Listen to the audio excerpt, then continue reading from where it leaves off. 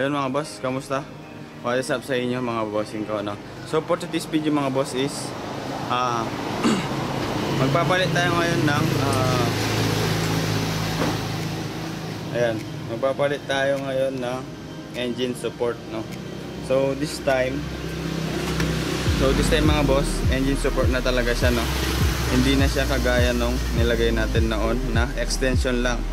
This time is ayan, ES support na talaga siya, no? So ngayon mga boss, ang gawin natin, palitan natin yung extension natin, no? Ngayon, ayan, ngayon yung nakalagay, ayan lang siya, no? Extension lang, ito yan. So ngayon, palitan na natin siya at ikabit na natin itong bago na engine support natin, no mga bossing ko. So ang need lang naman natin tanggalin is U-box natin, tanggalin natin yan, no, para mas madali yung access natin dyan. And then itong side skirt natin, tatanggalin din natin yan mga boss, para magka-access tayo dito sa engine support natin, no?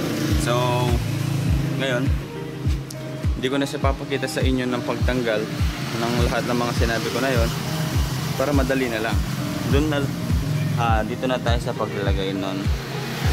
Dito na tayo sa paglalagay ng engine support mismo, no mga bossing. So ayan, ipa-pass forward ko na lang, bibidyoan ko pa rin pero pass forward na para mas mabilis na mga boss, hindi na tayo magtagal, no? So ayan.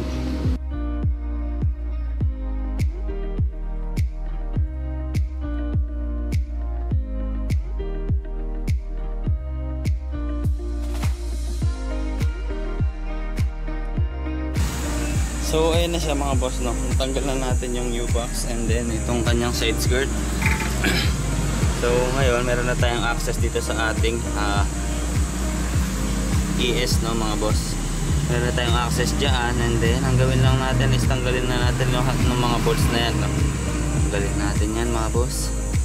So birahin ko na to mga boss. So ipapass forward na lang natin ulit siya, no? So ayun.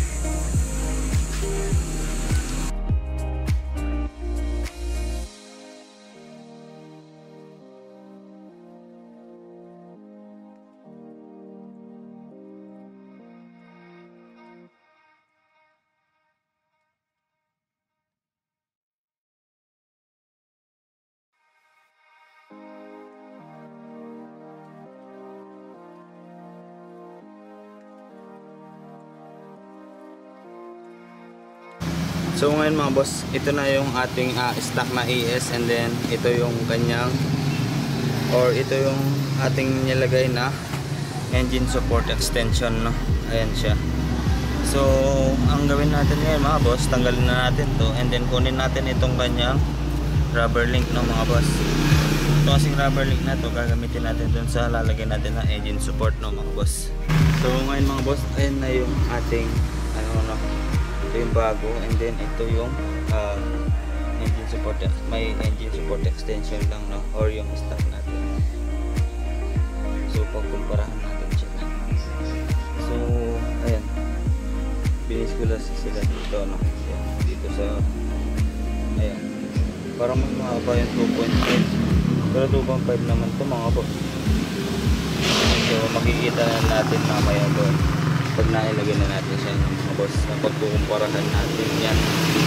So ngayon mga boss, ang gawin natin is tanggalin natin to.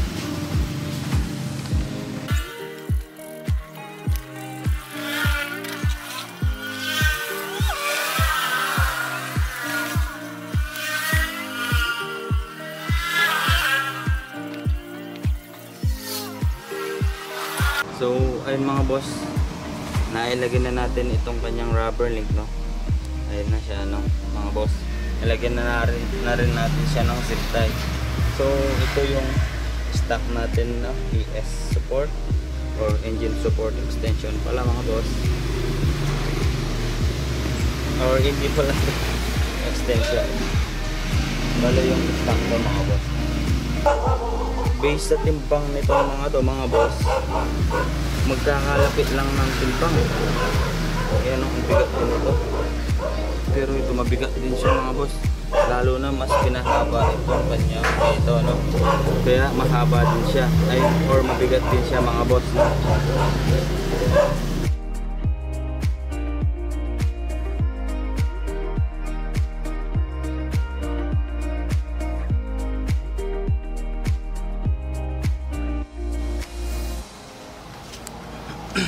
So ayun mga boss, ito na yung engine support natin na ilagay na natin dito sa motor natin, no, mga boss. So ayun siya. So all goods naman siya mga boss. Ayun, dahil na ilagay na natin siya mga boss, ang gawin naman natin ngayon mga boss is paglalagay na natin to, no, lahat ng pinagpapaklas natin, and then papakitaan ko kayo ng kapiraso montage na mga boss. So and then re-review ko rin siya kung ano yung masasabi ko, kung goods ba siya kaysa dun sa may ES extension lang, no, mga bossing. Tingnan natin kung alin ang mas maganda sa kanila. So ayun mga boss, so balik na muna lahat natin ng pinagbabaklas natin, and then ayun na nga, mamaya na yung review, no? So yan.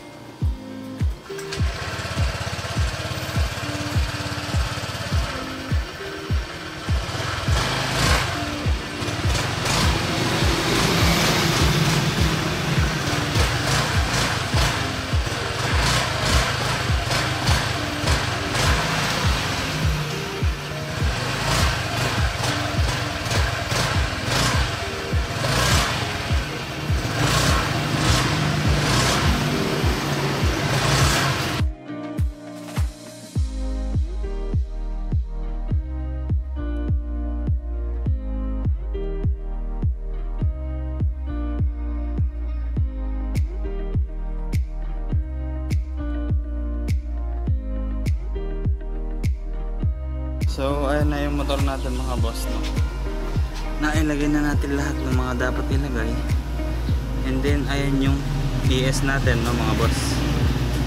Ayan na siya, no? So itong nabili natin is 2.5, pero mukhang parang 3 sila. Yung itong nabili natin pa 2.5 lang yan mga boss, no, plus 2.5 inches. And then parang nagmukha siyang plus 3. Baka siguro sa gulong din natin to, kasi itong gulong natin mga boss 110 by 80 yan eh. Nasaan ba? Ayan, no, 110 by 80 yan. Nagmukha siyang plus 3 dahil dito sa gulong natin, no, mga boss. Napakalapit niya kasi dito sa fender eh, kaya mukha siyang plus 3. Yun lang. And then na test drive ko na rin pala siya mga boss, no. Napakasolid ng ano niya, response, and then lumambot palalo yung ating shock, no. Maganda yung play ng shock natin mga boss, kasi nung dun sa extension parang medyo matigas-tigas yung play ng ano natin, shock. Hindi siya ganun kaganda yung laro, no. Pero dito sa bago natin na extension, ayan yung extension natin na yan, napakasolid numero. So ayun lang mga boss, gusto nyo mag plus 2 extension, mai-recommend ko yan mga boss, kasi napakasolid. Lalo na to mga boss, mukha siyang gawang Kent Ramos, pero di ako sure kung Kent Ramos ba to. Kaya na bahalang mag ano mga boss, kung Kent Ramos ba talaga to, no. Na-order ko kasi to sa TikTok, no. Yan. So ayun lang mga boss. Ngayon, mukhang dito na tayo magtatapos mga boss, no. See you sa next vlog sa pag-upgrade nitong motor natin na si Bori. Gagawin natin yan ng Indo Concept soon. And then ito pala yung last natin pinalitan dyan, itong taillight, no. Napakaangas niyan, solid na solid yan mga boss. Kaya kung ako sa inyo, magpalit na rin kayo nito, kaso bawal yan sa LTO. Pero kung forma all goods, napaka solid niyan. So ayun na siya mga boss, no? So sa susunod muli, bye bye at kapirasong montage. Peace out.